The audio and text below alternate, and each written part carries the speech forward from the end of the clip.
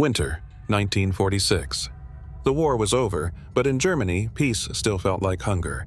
In a small, half-ruined town on the edge of the British occupation zone, Anna Weber stood in line for hours every day, often returning home with nothing.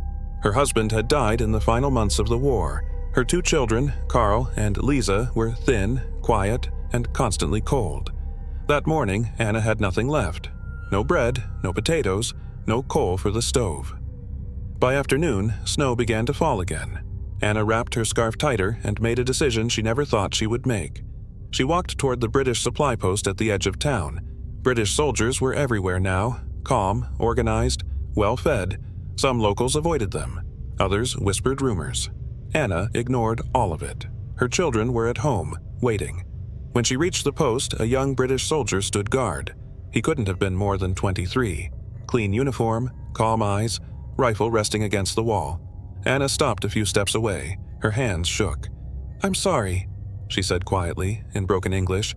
"Please, may I speak?" The soldier looked surprised, then nodded. "What is it, ma'am?" Anna swallowed hard. "I have two children," she said. "They haven't eaten since yesterday. I don't ask for much, just anything." She hated the way her voice cracked. She hated that tears burned behind her eyes. The soldier didn't answer right away. He looked at her face, her thin coat, her hands, red from cold. Then he glanced back toward the supply building. "Wait here," he said. Anna watched as he disappeared inside. She didn't know what to expect. A refusal? A warning? Or nothing at all? Minutes passed. Then the door opened again, and what the soldier carried made Anna freeze.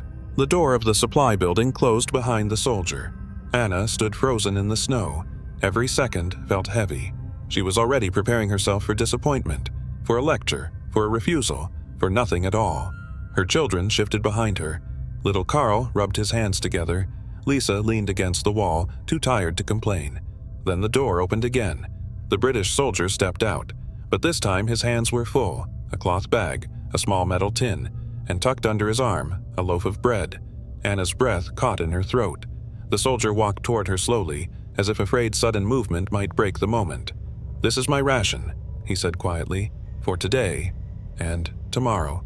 He knelt down and placed the bag in front of her. Inside were potatoes, a piece of cheese, a tin of preserved meat. Anna stared, unable to move. "You don't have to," she whispered. "I know," he replied, "but I want to." Her hands trembled as she reached for the bread.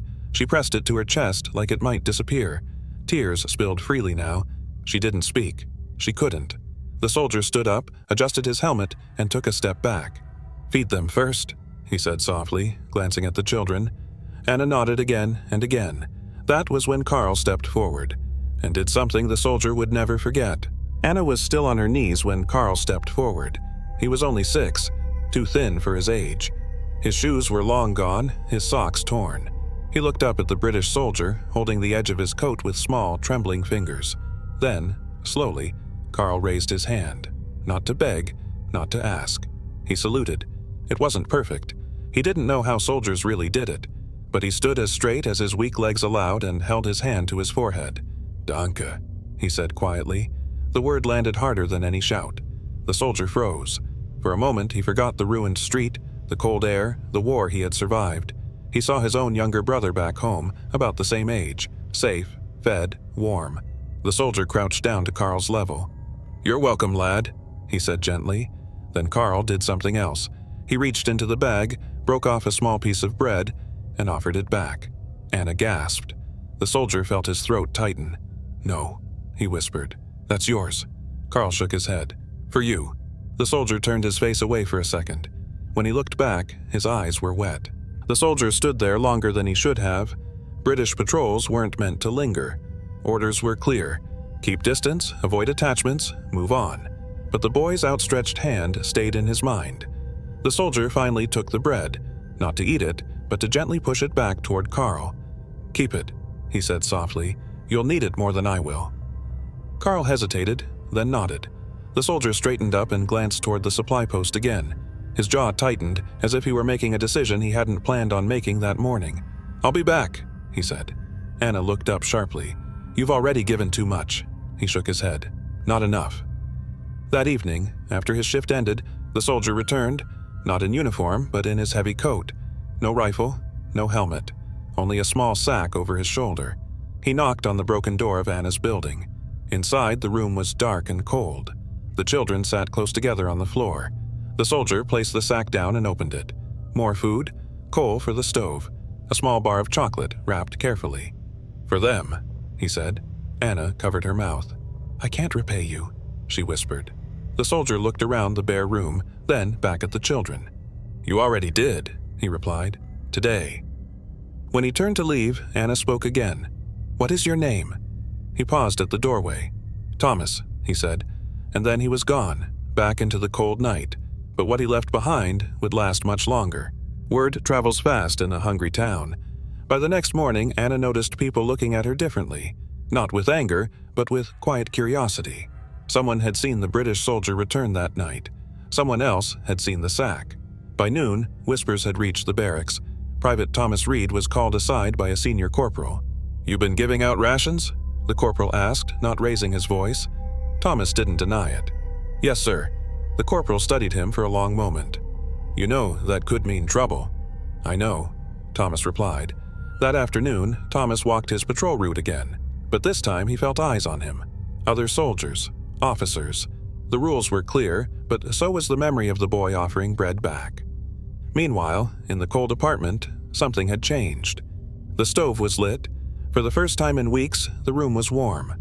Carl and Lisa ate slowly, carefully, as if afraid the food might disappear if they moved too fast. Anna watched them, tears running silently down her face. That night, Carl asked a question Anna wasn't ready for. "Will the soldier come back?" She didn't know the answer. What Anna didn't know was that Thomas was standing outside the barracks that same night, facing a decision that could end his service or change all of their lives.